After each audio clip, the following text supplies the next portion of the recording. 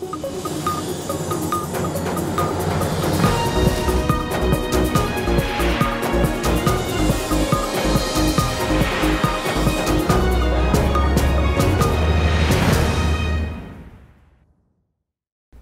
की अदलिया का इमरान खान के हवाले से ये कहना कि शायद हमारा पैगाम इमरान खान तक नहीं पहुंचा होगा, कहना तो उनको ये चाहिए था कि हमारा फ़ैसला इमरान खान तक क्यों नहीं पहुंचा, अगर नहीं भी पहुंचा तो क्यों नहीं पहुंचाया गया और उस पर अमल दरामद क्यों नहीं हुआ। पाकिस्तान की सुप्रीम कोर्ट का इस तरह नोटिस लेना ये अपनी जगह पर एक बहुत ही चैलेंजिंग मामला है, जबकि हम पिछले दिनों देखते हैं कि जब शीरीन मज़ारी को गिरफ़्तार किया गया तो उस वक्त सुप्रीम कोर्ट एकदम से खुलती है और उनकी बाजियाबी के लिए एक वक्त भी रात का 10 बजे तक का तय होता है। जबकि हम ये भी देखते हैं कि अली वज़ीर जब उनकी ज़रूरत थी पार्लियामेंट में उनको बुला के वोट भी उनका दिलवाया गया, अब वो फिर वहाँ पर जेल में बैठे हुए हैं और उनका कसूर क्या है कि जो मज़ालिम हुए हैं वज़ीरिस्तान में और बलूचिस्तान में उस पर बात करते हैं। उनके अपने ख़ानदान के 17 लोग शहीद हो चुके हैं। ये है वो सूरत हाल जो पाकिस्तान की पॉलिटिकल जो इस वक्त क्राइसिस की सिचुएशन है उसके साथ भी जुड़ी हुई है। मैं खुशामदीद कहता हूँ गुफ्तगू के रूह रवां बैरिस्टर उस्मान अली साहब। मान साहब, मैंने कुछ तमहीद बांधी, बड़े दुख की बात है जब सुप्रीम कोर्ट ने नो कॉन्फिडेंस के लिए जो मूवमेंट इन्होंने मोशन पेश किया था उस पर अमल नहीं हो रहा था तो कोर्ट खोली। उससे पहले भी रात को कोर्ट्स खुलती रही हैं, तो उस पर ये वावेला मचाया पीटीआई वालों ने कि जी रात को कोर्ट्स खोलनी। और उसके बाद हमने मुसलसल ऐसे वाक़यात देखे कि वही सुप्रीम कोर्ट और उन्हीं के चीफ जस्टिस साहब जिनको पीटीआई सुबह शाम सोशल मीडिया पे गलीज़ गालियों से नवाजते हैं, लेकिन उनको उनकी बातें सुन के लगता है जैसे ये वकील हैं उनके। बतौर वकील बैरिस्टर आप ये सब सिचुएशन कैसे देखते हैं? जी शुक्रिया ताहिर साहब।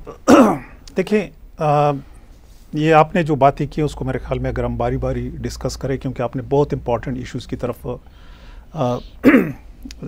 ख्याल दिलाया है, क्योंकि ये ऐसे इश्यूज़ हैं कि जो असल उस मुल्क के हैं और जिस पे डिस्कशन करनी चाहिए।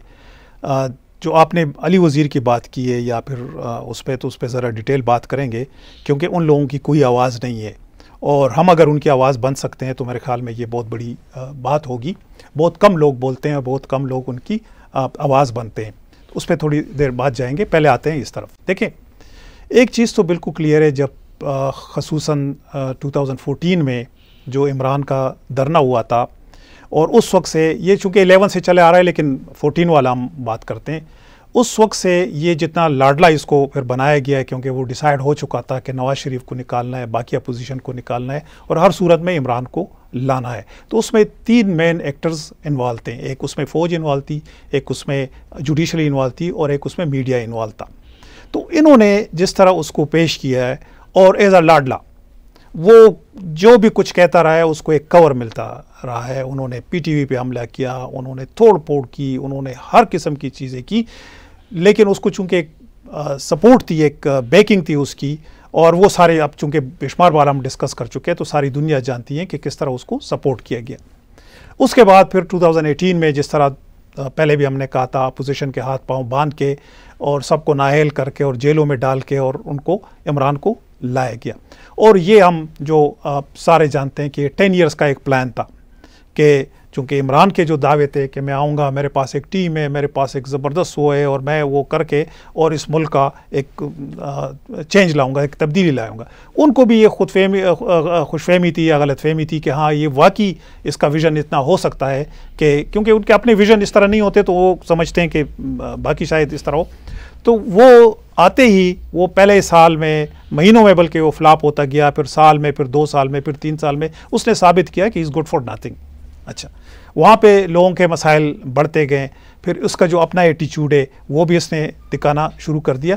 तो बहुत सारे अब मीडिया में बहुत सारे लोगों ने मान लिया है कि हमसे गलती हुई है। बहुत बड़े बड़े एंकर्स जो कि उसके सपोर्टर्स थे, वो कोलम आके कह रहे हैं कि हम गुमराह हो गए थे, हमें समझ नहीं आ रही थी, हमने गलत किया है। तो वो तो एक साइड पे चले गए। वो सिर्फ वो मीडिया जो कि जिसके बारे में ये कहा जा रहा है कि उनको इन्होंने बहुत ज़्यादा सपोर्ट किया फाइनेंशियली, जैसे एक चैनल के बारे में कहा जाता है कि 40 अरब की एक उनको वो दिए, फिर 12 अरब की टैक्स की छूट दिए, तो वो अभी भी कुछ उसकी उस तरह सपोर्ट है। लेकिन बाकी मीडिया या जो इंडिपेंडेंट वो है, उन लोगों को समझ आ गई है कि ये इस तरह नहीं था। फ़ौज को जब ये सारा 4 साल जो इसने अरसा गुजारा है, उसमें जितनी भी गालियाँ पड़ी है, तो इसकी नालायकी की गालियाँ उन्हीं को पड़ती रही है। क्योंकि जो भी ये करता था, लोग कहते हैं तुम लोग लाए हो, आप संभालो। आप भी कहते रहो, मैं भी कहते रहो, आम आदमी भी कहता रहा है। एक स्टेज पे फ़ौज ने ये रियलाइज़ किया कि काम ये कर रहा है, हुकूमत ये कर रहे हैं, गालियाँ हमें पड़ रही हैं। फिर इसने जो हरकतें शुरू की, जो एक्सटेंशन वाला मसला था, आपको वो याद होगा किस तरह इसने नोटिफिकेशन जानबूझ के जो गलत नोटिफिकेशन निकाले हैं और उसको जलील किया है एक लिहाज से। फिर वो असम्बली में ले गए। उसके बाद जो है ये ISI के चीफ वाला जो मसला था, उसमें जो रोल इसने प्ले किया, जिस तरह ये करना चाह रहा था कि वो रहे ताकि इसकी हुकूमत जारी रहे। तो इसमें उन्होंने मेरे ख्याल में ये एक वक्ती तौर पे बेशक जो ऊपर बैठे हुए हैं, शायद उन्होंने ये रियलाइज़ किया कि थोड़ा सा हाथ उठाया जाए उससे, क्योंकि सेनेट के इलेक्शन में या उससे पहले जितनी भी चीज़ें हुई हैं, उसके वोट ऑफ नो कॉन्फिडेंस में सेनेट में जो हुआ था, वो पूरी फ़ौज की वो उसकी हिमायत हासिल थी और उन्होंने वो नाकाम किया। लेकिन एक स्टेज आया कि उन्होंने थोड़ा सा हाथ उठाया। जब हाथ उठाया तो चूँकि एक आर्टिफिशियल गवर्नमेंट 18 में जिस तरह लाई गई थी, तो नेचुरली उसने गिरना था। लेकिन इसमें जो जुडिशरी ने उस वक्त एक रोल प्ले किया, जो कि जिस पे अभी तक उनको जिस तरह गालियाँ पड़ी, लोगों का ये ख्याल था कि चूंकि जिस तरह फ़ौज ने रियलाइज़ किया, लोगों ने रियलाइज़ किया, सब ने, मेजॉरिटी ने ये रियलाइज़ किया कि वो उस तरह नहीं है जिस तरह इसको पेश किया गया था, तो शायद जुडिशरी को भी ये समझ आ गई है कि ऐसा ही है। और उन्होंने वो जो डिसीजन दिया है डिप्टी स्पीकर के उसके अगेंस्ट कि भाई it was violation of the constitution and which was clearly violation of the constitution, उसमें तो कोई शक व शुबात नहीं। वो आप कोई भी आर्टिकल आम आदमी भी उठा के देख लें तो वो ही कैन जज कि भाई ये तो गलत था। उन्होंने वो डिसीजन दिया और उसके बाद जो है उसकी हुकूमत बहाल कर दी और फिर वो वोट ऑफ नो कॉन्फिडेंस हुआ और ये उसमें चले गए। लोगों का ये ख्याल था कि ये अब ये सिलसिला इस तरह चलता रहेगा, फ़ौज इम्पार्शल हो जाएगी, जुडिशरी इम्पार्शल हो जाएगी, मीडिया जो है अपना एक इम्पार्शल रोल, जो गलत करेगा वो गलत करेगा, जो ठीक करेगा वो ठीक करेगा। और होना भी यही चाहिए। सारे मुअज़्ज़म मुल्कों में ये होता है, जुडिशरी किसी शख्स को नहीं देखता। लेकिन बहुत जल्दी वो सारी जो इम्प्रेशन था वो कम अज़ कम जुडिशरी के बारे में चला गया कि नहीं, ऐसा नहीं है। अभी भी जो हम ख्याल जजों का एक ग्रुप है वहाँ पे, जो कि हर बेंच में होते हैं। मैं कोर्ट नहीं कर सकता, लेकिन मेरे एक बड़े अच्छे दोस्त हैं जो कि अब रिटायर्ड है सुप्रीम कोर्ट से जज। मैंने एक दिन उनसे पूछा, मैंने कहा मैंने आपको कभी किसी बेंच में नहीं देखा है। तो उन्होंने कहा कि 5 के अलावा किसी और को देखा है। तो मुझे जवाब मिल गया कि क्या वो कहना चाह रहे हैं। तो जो एक ग्रुप बना हुआ है जुडिशरी में, जैसे उस दिन हमने कहा एक को आप 3 नंबर से उठाते हो, दूसरे को 7 से, दूसरे को 11 से, फिर उसको 12 से, और एक बेंच बना के अपने मर्जी के डिसीजंस लेते हो। कल भी उसी तरह हुआ है। कल जब ये सारी चीज़ें हो रही थी, जगह जगह आग लगाई जा रही थी, बसें जलाई जा रही थी, लोगों को मारा जा रहा था, पुलिस को मारा जा रहा था, एक पुलिस बेचारा लाहौर में शहीद हुआ है। उसके बाद ये जुडिशरी का ये फ़र्ज़ बनता था कि वो कहते नो, दैट्स इट। कोई भी अगर कानून हाथ में लेगा, क्योंकि तुम कानून के मुहाफ़िज़ हो, कोई भी अगर कानून हाथ में लेगा तो उसके साथ निपटा जाए, उसको कानून की तरह, कानून अपनी हरकत में आए। लेकिन उन्होंने क्या किया है, उन्होंने उसका अपोजिट किया, जानते हुए भी कि पूरे मुल्क में आग लगी हुई है। देखो, ह्यूमन राइट्स की अपनी बिल्कुल, ये इसमें कोई शक नहीं, आपका कॉन्स्टिट्यूशन भी राइट देता है कि आपको असम्बली का भी हक है आपको, लेकिन कॉन्स्टिट्यूशन भी आपके कुछ रिस्ट्रिक्शन डालता है कि अगर आपसे किसी दूसरे शख्स की ज़िंदगी महफूज नहीं है, आपसे किसी दूसरे शख्स, तो वो राइट आपका नहीं है कि अपने राइट के लिए आप किसी और शख्स के राइट को गज़ब करें। जिस तरह इन्होंने ये सारा चीज़ प्लान किया है, जिस तरीके वो आ रहे थे, जो वो प्लान कर रहे थे, जो उसकी अनाउंसमेंट थी, ये खूनी इनकलाब होगा, ये बार बार सब के आ रहे हैं, इसमें खून बहेगा, इसमें ये होगा, उसमें ये होगा। तो मेरे ख्याल में यही इंटेंशंस थी उसकी, और आप इंटेंशंस देखते हो कि वो किस मकसद से ले आ रहे हैं। फिर गवर्नमेंट का ये फ़र्ज़ बनता था कि उनको रोके। इस वक्त में क्या होना चाहिए था? अब बेशक गवर्नमेंट को रिस्ट्रिक्ट करते, किसी पे तशद्दुद ना करे, गलत बात है, नहीं करनी चाहिए किसी पे। आप गवर्नमेंट को रिस्ट्रिक्ट करते कि गैर ज़रूरी तौर पे किसी के घर पे चापे नहीं मारने चाहिए अगर किसी ने कुछ नहीं किया है, ठीक है, कन्फाइन रखो उस तक। लेकिन ये आपका राइट नहीं बनता था कि आपने बाकायदा 3 बेंचों का वही हम ख्याल जज बैठे हैं, जिसकी एक हिस्ट्री है जो आप सारे जानते हैं। वो बैठ के उन्होंने डिसीजन किया है कि जाके 3 घंटे के अंदर अंदर उनके लिए जलसे का बंदोबस्त करो, उनके लिए पूरे इंतजामात करो और एक जगह उनको बताइए कि वहाँ पे आना है, और हम रात 10:30 बजे फिर बैठेंगे और हमारी ज़रूरत हुई तो हम दोबारा इसमें अमेंडमेंट कर सकते। ये उनका डिसीजन था जो कि इमरान को कन्वे हो गया कि भाई आपने फलां जगह पे बैठना है, आपने डी चौक नहीं आ रहा है, ये रेड जोन में आपने दाखिल नहीं होना है। लेकिन वो उसी वक्त जिस वक्त वो ये अनाउंसमेंट कर रहा था कि मुबारक को सुप्रीम कोर्ट का डिसीजन आया है कि किसी को गिरफ्तार नहीं किया जाएगा, रास्ते बंद नहीं होंगे और मैं आ रहा हूँ, मैं डी चौक आ रहा हूँ। तो जब आपको डिसीजन कन्वे हो गया उसके बावजूद भी आप कह रहे हो it's contempt of the court. होना ये चाहिए था कि कोर्ट उसी वक्त इसको दोबारा कन्वे कर देती कि नहीं, क्योंकि सारे हमारे जितने भी हमारे जो चीज़ें आ रही हैं ताहिर साहब, वो तो साफ जाहिर है कि मेरे ख्याल में हमारे जजेस साहिबान तो सारा दिन टीवी देखते रहते हैं और अखबार पढ़ते रहते हैं, क्योंकि उनकी जितने भी स्टेटमेंट्स आती है उससे यही पता चलता है कि कोर्ट में बैठ के भी टीवी देख रहे होते हैं, क्योंकि उसी वक्त उनके पास लेटेस्ट वो चीज़ आ रही होती है। जजेस का इनके साथ काम नहीं होता, वो अपने आईन को देखते हैं, कानून को देखते हैं, उसके मुताबिक आपके सामने जो चीज़ आती है। लेकिन जो तोड़ फोड़ हुई है इस्लामाबाद में, जितनी आग लगाई गई है, जितने जो है दरख्तों को जलाया गया है, जितनी वहाँ पे पुलिस वाले 30 रेंजर ज़ख्मी हुआ है, पुलिस वाले ज़ख्मी हुए, बजाय उस पर कि उस पर एक्शन लेते वो रात को पहुँचा है, वायलेशन किए उसने, जो आर्डर्स उसने सो कॉल्ड आर्डर्स मैं कहूँगा, क्योंकि उनको ये सहूलतकारी की है एक लिहाज से, उन्होंने जजों ने, सुप्रीम कोर्ट ने एक लिहाज से उसकी सहूलतकारी की है, उसको ये सहूलत फराम की है गवर्नमेंट के हाथ पांव बांध के कि नहीं तुम लोगों ने कुछ नहीं कहना है। अगर गवर्नमेंट कुछ करती आप यकीन करें उनको एक कंटेम्प्ट में, यही जजेस कंटेम्प्ट में ले आते और उनको जो है वो सज़ा दिलवाते, राना सनाउल्लाह को पकड़ लेते और गवर्नमेंट के उस। लेकिन चूंकि वायलेशन उस तरफ से हुई है तो सुबह ये अब चूंकि कानूनी बहस है, टेक्निकल चीज़ें, तो मैं उस पर नहीं जाऊँगा, कैसे ये सुबह जो है वो 3 रुकनी बेंच जो है वो 5 में तब्दील हो गया है और चीफ जस्टिस आके खुद बैठे हैं। और अगर आपने वो प्रोसीडिंग सुनी है मीडिया पे तो आप यकीन करें वो ऐसे लग रहा था कि हमारा चीफ जस्टिस है वो पीटीआई का कोई वकील बोल रहा है। वो सारी जस्टिफिकेशन है वो दे रहे थे पीटीआई के लिए।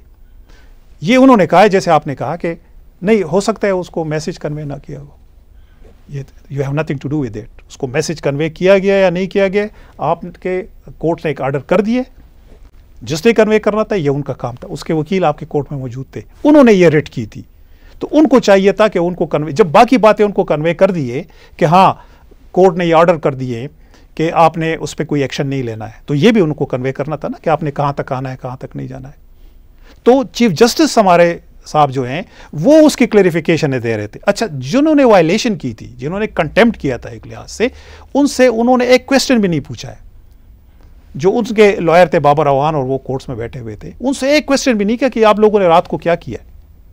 तो दोबारा सुप्रीम कोर्ट ने उसको कवर दे के सहूलतकारी करके और उसको पुरअमन तरीके से बाइज्जत तरीके से, क्योंकि जो हमेशा लोग कहते हैं लाडला है, ही इज़ अ लाडला, इट्स नो डाउट, उसको जाके वो चला गया आराम से और पीछे जो बेचारे लोगों को छोड़ के। तो ये तो हमारा आज तक ये रोल था इस इमरान के धरने और उसमें। बाकी तो रोज़ हम ये तमाशे देखते रहते हैं कि हम ख्याल जजों का ग्रुप है और सहूलतकारी हो रही है उसकी।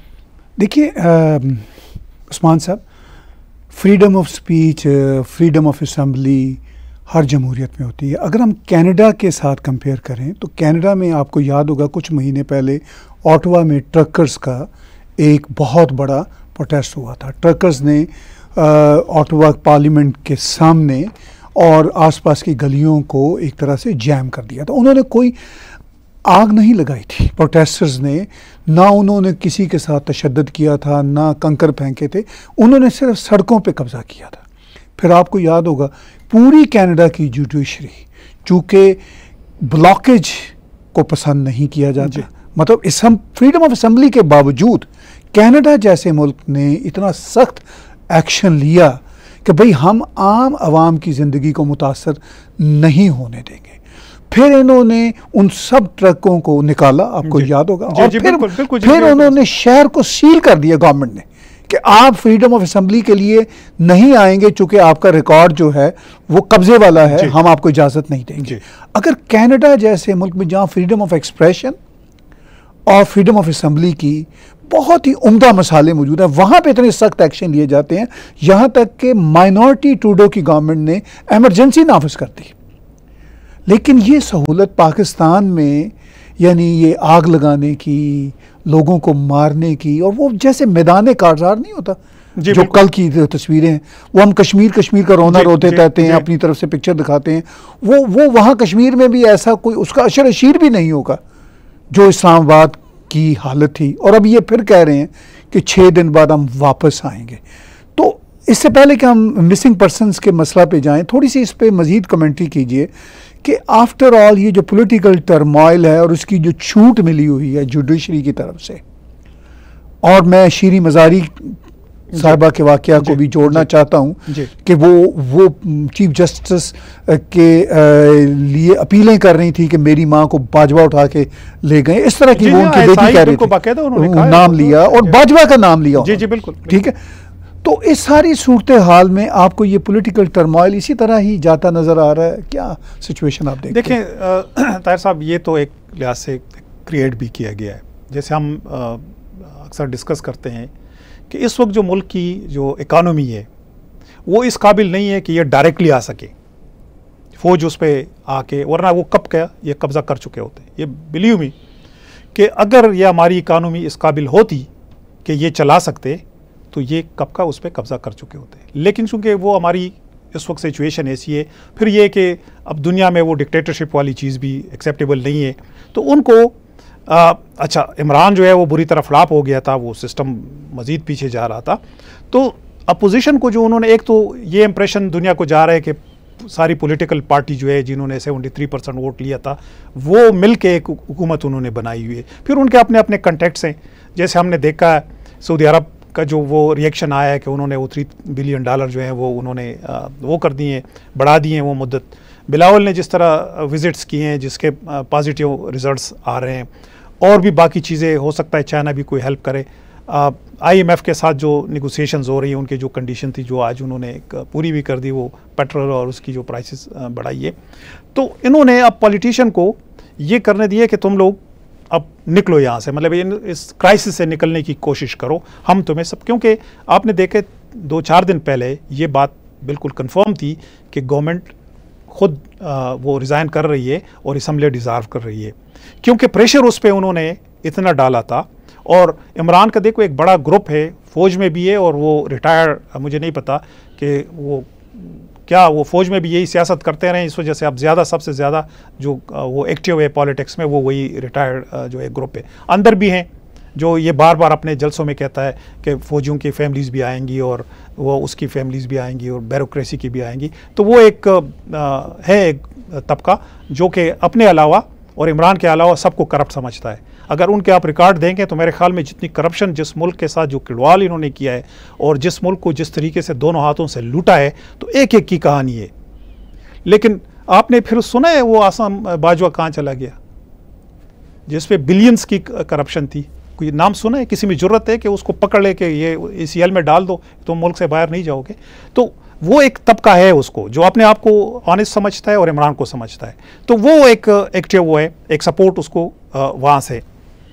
अब जो सारी चीज़ें अनफोल्ड होती जा रही है वो ये है कि उनका ये प्लान था कि चलो इनके सर पे ये सारा गन डाल दो, ये कुछ कर लेंगे, उसके बाद असम्बली डिज़ॉल्व करके और इमरान फिर आ जाएगा कि भाई मेरे खिलाफ तो साजिश हुई थी और ये देखे उन्होंने कीमत। उन्होंने कहा कि नहीं, हम अपना कंधा देने को तैयार नहीं है।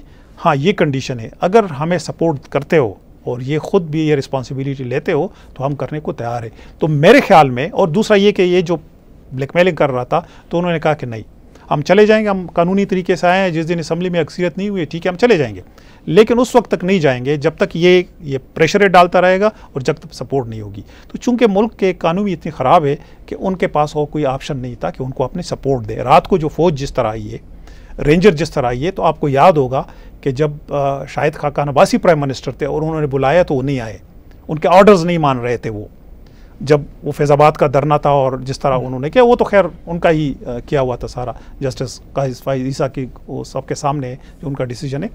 तो इस बार ये तो लग रहा है कि एज ए इंस्टीट्यूशन या एज अ पॉलिसी जो है इस गवर्नमेंट को तो वो है, लेकिन दूसरी तरफ जो जुडिशरी का रोल है, और जुडिशरी जैसे आपने भी कहा है कि वो उनके बगैर काम नहीं कर सकती जब तक वो ना चाहे, क्योंकि ये वही जजेस है, जितने भी हम ख्याल जजेस है 5-6, ये वही है जिन्होंने के पनामा में बेटे से तनख्वाह न लेने पे मियां नवाज शरीफ को नाअहल कर दिया था। ये वही कल जो जज बैठा हुआ था, ये वही है जो कि वो सुपरवाइज कर रहा था। जस्टिस बंदियाल साहब वही हैं जिन्होंने के इमरान को सादिक व अमीन करार दिया था। तो ये सारे वही हैं, अभी तक वही बैठे हुए। अच्छा, इनको एक चीज़ ये भी लग रही है कि जो गलत डिसीजन उन्होंने दिलवाए थे वो अब अनड्यू होने जा रहे हैं, क्योंकि उसमें तो कुछ है नहीं। एज अ कानून के तालिब इल्म के मैंने सारे पढ़े, बार बार मैं कई प्रोग्रामों में चैलेंज करता रहा हूँ कि यार कोई बैठो, आम स्टूडेंट के साथ बैठो ला के, वो आपको बता देगा कि यार ये क्या आप लोगों ने किया हुआ है। जब उनको ये पता चला कि उनका जो प्रोजेक्ट था वो तो नाकाम हो गया है, अब उनके जो डिसीजन है जब लोगों के सामने आए कि ये तो उन्होंने गलत डिसीजन, नेचुरली अगर जब वो अनड्यू होते हैं तो लोगों के सामने आएगा ना, डिसीजन आएगा कि भाई ये तो गलत था।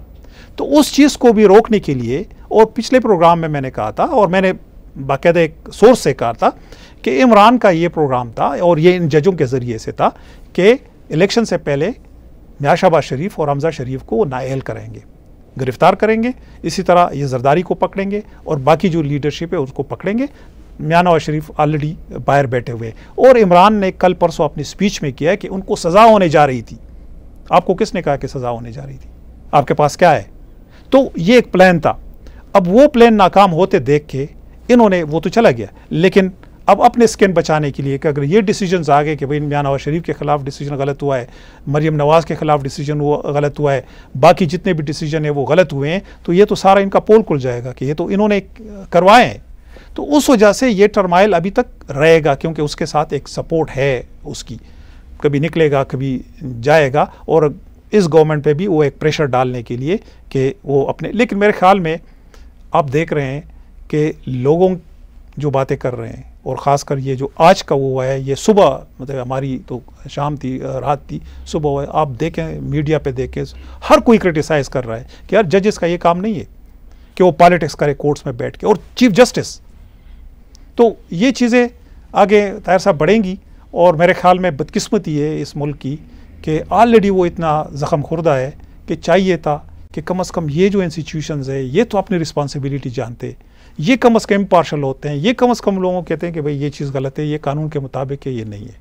लेकिन वो ये इन चीज़ों को बढ़ावा दे रहे हैं। ये जो कल जितना भी इस्लामाबाद में ये आग लगाई गई है, जितने भी लोग ज़ख्मी हुए हैं, जितने भी ये 1-2 बच्चे भी शहीद हुए हैं, वो पुल से मेरे ख्याल में गिरे, ये सब के रिस्पॉन्सिबल मैं कहता हूँ कि हमारी पाकिस्तान की ये जजेज़ हैं। ये जो कल 3 बैठे हुए थे और आज जो ये एक चीफ जस्टिस बैठा हुआ था, वो दूसरे को just to dilute, justice Afridi जो हैं वो टोटली डिफरेंट माइंड के वो हैं, उसको वो बेंच, क्योंकि हर कोई ये ऑब्जेक्शन करते हैं कि 5 क्यों होते, डाइल्यूट करने के लिए उसको सिर्फ बिठाया हुआ था। बाकी जो हैं तो ये जो हम ख्याल गएंगे वही सब कुछ उनका किया दे रहा है। बड़े दुख की बात है कि कानून के मामले में भी एक हम ख्याल जजों का एक ग्रोह बना हुआ है, और जिसकी आपने मिसाल दी, हिस्ट्री बताई कि जिस तरह के उनके माजी में फैसले रहे हैं, और ख़ास तौर पर इमरान ख़ान को दयानतदार और सादिक और अमीन करार देना, ये किसी भी कोर्ट का काम नहीं होता कि किसी पॉलिटिशियन के लिए ये लैंग्वेज बरते।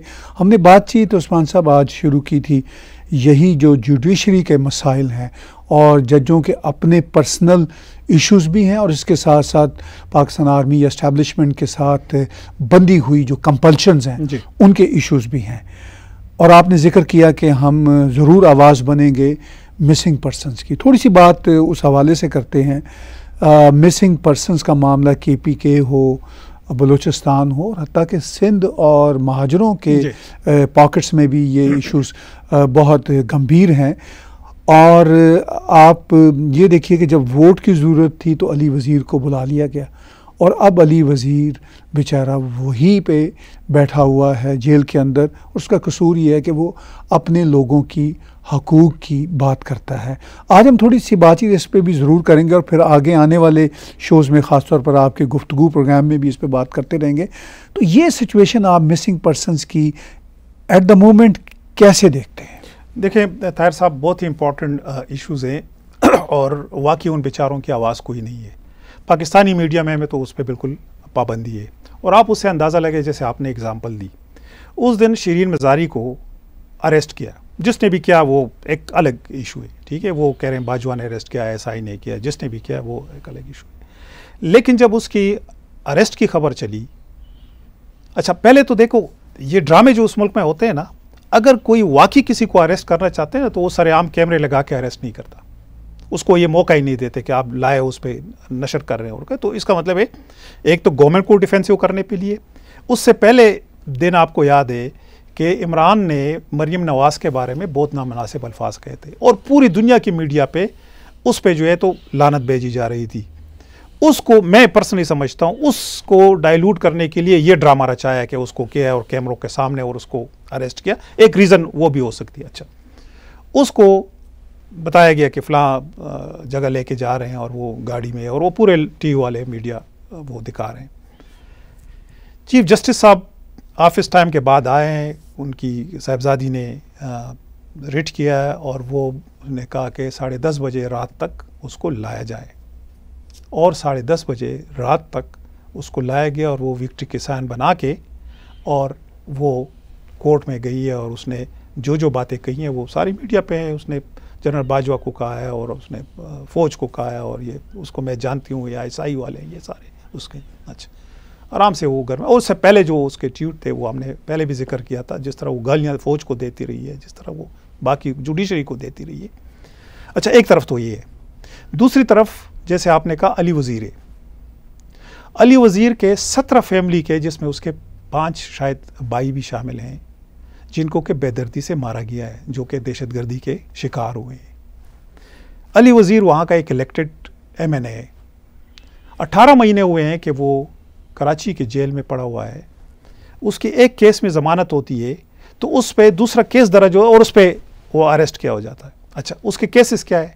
उसने फ़लाँ जगह पे तकरीर की थी और उसमें उसने फ़ौज के ख़िलाफ़ बात की थी। अच्छा, जो आपको सरेआम गालियाँ दे रहे, आपने उनके शिरीन मज़ारी के, उसकी साहबजादी के, उसके बाकी जो PTI, वो तो छोड़ें, बड़ी मामूली चीज़ें, जो चीज़ें सोशल मीडिया पे आ रही हैं, जो आप जानते हैं कि ये कौन लोग हैं, उनको तो किसी ने गिरफ्तार नहीं किया। तो रात को तो आपने उसको बरामद कर लिया और वो विक्ट्री के साइन बना के तो चली गई। एक तरफ वो शख्स है जो कि 18 महीने से जेल में पड़ा हुआ है, जिसको कोई ना उसके लिए सोमोटा लिया गया है, ना उसको किसी ने कोर्ट में पेश किया कि भाई ये जो MNA है। अच्छा, फिर वो रिज़ाइन कर चुकी है, वो रिज़ाइन, मैं यही से कह रहा हूँ कि ये जज जो सहूलतकार बने हुए हैं। शिरीन मज़ारी तो रिज़ाइन कर चुकी है, जज कहते हैं कि नहीं अभी तक एक्सेप्ट नहीं हुआ है, still she is an MNA। अच्छा, आप कौन होते हो जब वो खुद कहती है कि मैंने रिज़ाइन किया हुआ है? आप कहते हो नहीं, स्पीकर से पूछना चाहिए। आप लोगों ने स्पीकर, तो जो 18 महीने से पड़ा हुआ है, क्या उसका किसी ने स्पीकर से पूछा है कि ये क्यों पड़ा हुआ है और कौन से जुर्म में पड़ा हुआ है? सारे आप केसेस देखें उसके, वो सारे ये कि उसने तकरीर की है। तो जो आपको सरेआम गालियाँ दे रहे उनको आप क्यों नहीं पकड़ते? तो एक तो ये है कि 2 पाकिस्तान है, एक आम आदमी के लिए, एक अशरफिया के लिए, जो कि उस दिन इस्लामाबाद हाई कोर्ट में भी जो हमारा ये ख्याल था पर्सनली कि ये बहुत ही ऐसा कोर्ट है कि जिसमें लोगों को इंसाफ भी मिल रहा है, जिसमें लोगों के साथ वो भी हो रही है, लेकिन ऐसा नहीं है।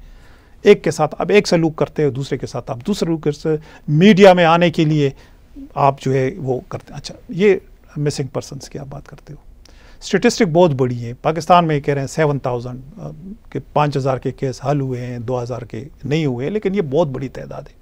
मैंने चूँकि प्रोग्राम बनाया था कि आज हम स्पेसिफिकली मिसिंग पर्सनस पे बात करेंगे, तो मैंने दोस्तों से कहा कि मुझे कुछ इन्फॉर्मेशन चाहिए सोशल मीडिया। आप यकीन करें कि एक बम्बारमेंट हुई एक लिहाज से, और हर किसी ने मुझे जितनी लिस्टें भेजी हैं और एक पूरी डिटेल्स भेजी आ रहे कि ये कब से गायब है, कोई 10 साल से गायब है, कोई बच्चा है, कोई बड़ा है, कोई बूढ़ा है, किसी का कोई कसूर नहीं है, जिस पे हम डिटेल से बात करेंगे। हम चूँकि मैं उसको तरतीब नहीं दे सका हूँ, उसको बाकायदा हम बताएंगे कि ये कौन है और ये कब से गायब है, लेकिन हम जनरली बात करते हैं।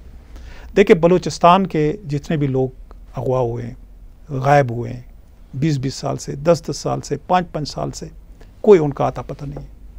जो हमारे पख्तूनख्वा से हुए हैं, जो कराची से हुए हैं, जो मुहाजिर हुए हैं, जो इंटीरियर सिंध से हुए हैं, उसमें कोई पता नहीं चल रहा है कि ये लोग और उनके पेरेंट्स, उनके बाप, उनके बच्चे, उनके सब यही रोते हैं कि हमें बताओ तो सही कि ये जिंदा है कि मुर्दा है।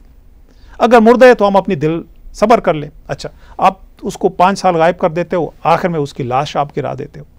ये जो हम इंसानी हकूक की बात करते हैं ना, मुझे तो शर्म आती है जब ये हमारी जुडिशरी ये जो ड्रामे करती है। कितने कमीशन इस पे बने, एक कमीशन बना है पता नहीं किस ज़माने का, जिसका ये हमारा नैब का जो चेयरमैन है, ये उसका वो है, चेयरमैन है उसका। कभी आपने सुना है कि कहाँ पे मीटिंग हुई और कब हुई है और कितने लोग उससे बरामद हुए हैं? अच्छा, फिर ये जो हमारा इस्लामाबाद हाई कोर्ट हर वक्त यही ड्रामे करता रहता है, आज नहीं छोड़ूंगा। कहाँ गया? इसी सुप्रीम कोर्ट ने इमरान को बुलाया था कि आ जाओ और वो करो। कभी फिर उसके बाद आपने सुना है कि वो कोर्ट चला गया और उसने कोई बताया है ये? अच्छा, फिर आर्मी पब्लिक स्कूल का जो वो हुआ था, कितने कमीशन बने हैं उस पर? सुप्रीम कोर्ट ने ड्रामा किया है, कोर्ट ने ड्रामा किया है, कोई पता चला है कि वो कहाँ चले गए वो कमीशन? और वो आर्मी पब्लिक स्कूल के बच्चों को किसने शहीद किया, बेदर्दी से उनको किसने मारा है? ये जो सारी चीज़ें हैं ताहिर साहब, ये बहुत बड़ा अलमिया है। देखिए, आपका हाथ से चीज़ें निकलती जा रही हैं। आप तो लाडला और नान लाडलापन की बातें कर रहे हैं। आपने तो एक को पाला हुआ है जो कि गालियां भी दे, जो कि गिराव जलाओ भी करे, जो कि मुल्क को भी सारा वो बर्बाद और तबाह करे। वो लाडला है क्योंकि उसको आपने हाथ नहीं लगा रहे, और जो हाथ लगाएगा तो आप कहोगे नहीं नहीं नहीं, ये तो इंसानी हकूक की खिलाफ वर्जी है।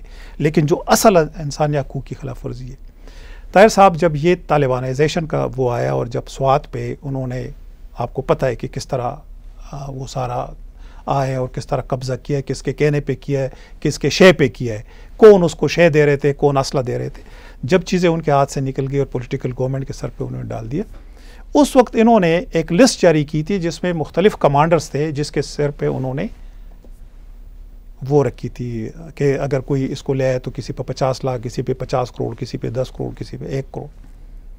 अभी आप जाएं और जो हमारे ऑडियंस सुन रहे हैं वो इसकी गवाही देंगे कि जितने भी लोग वो कमांडर थे, उनको दोबारा ये ला के उनको इन्होंने सेटल करवाया है।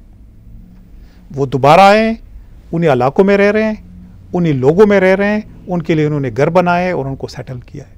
ये क्या ड्रामा था?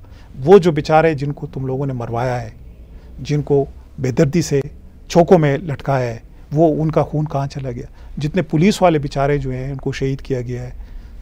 बड़े बड़े हमारे बड़े बड़े नाम थे पुलिस के, जो बड़े ऑनेस्ट और बड़े ऐसे लोग थे कि जिनको टारगेट किया गया है। तो ये सारी जो चीज़ें हैं, तो ये जो एक इशू है, मेरे ख्याल में अगर इनको इस इशू को इन्होंने सीरियस नहीं लिया तो आपका बाकी तो वैसे भी सिस्टम तो ये हाल है ये, लेकिन ये जो लावा पकड़ा है ये इस तरह रुकेगा नहीं। आपने अली वज़ीर को तो रख लिया है, आपने मोहसिन दावड़ को रखा हुआ था।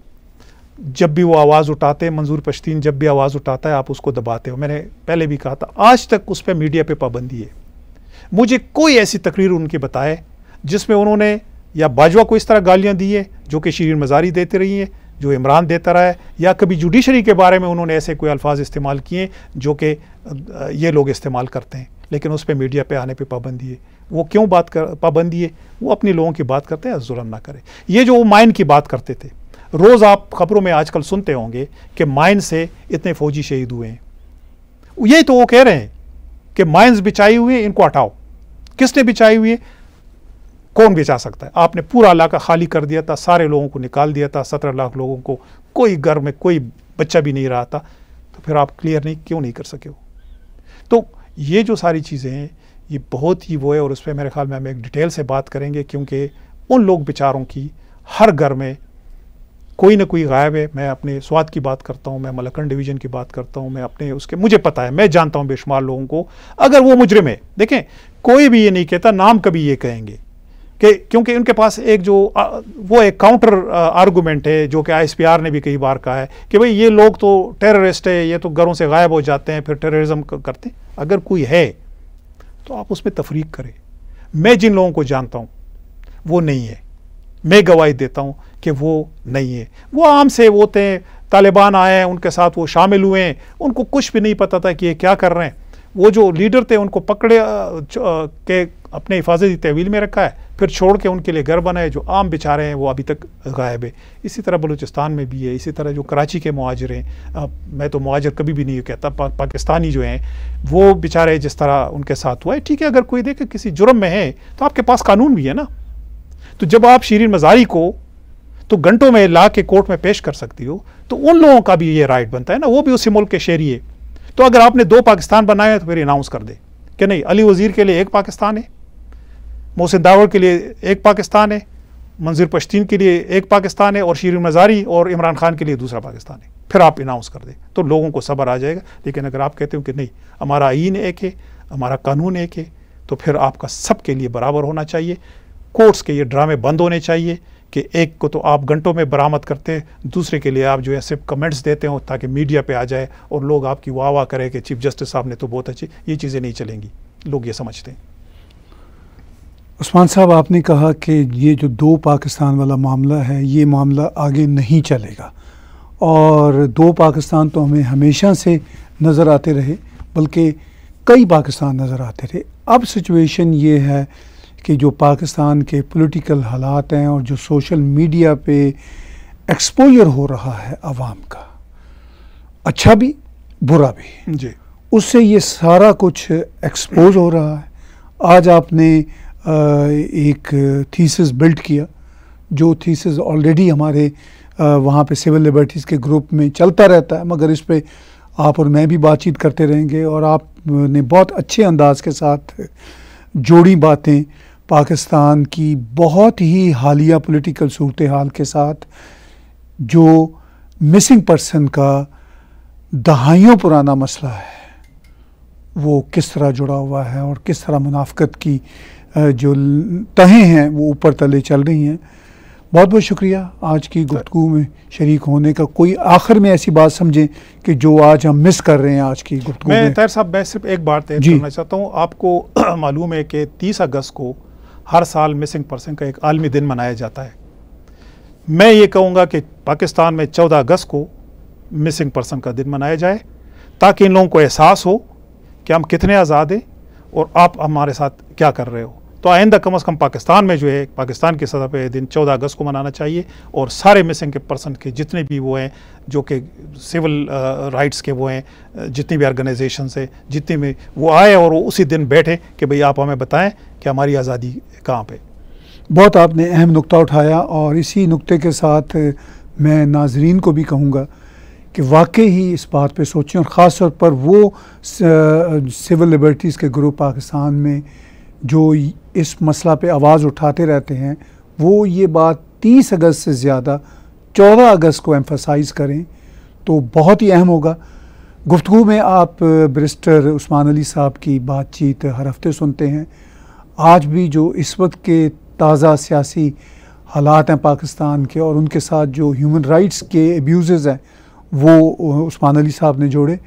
आज का गुफ्तगू का शो बैरिस्टर उस्मान अली और मेरे साथ देखने और सुनने का बहुत शुक्रिया।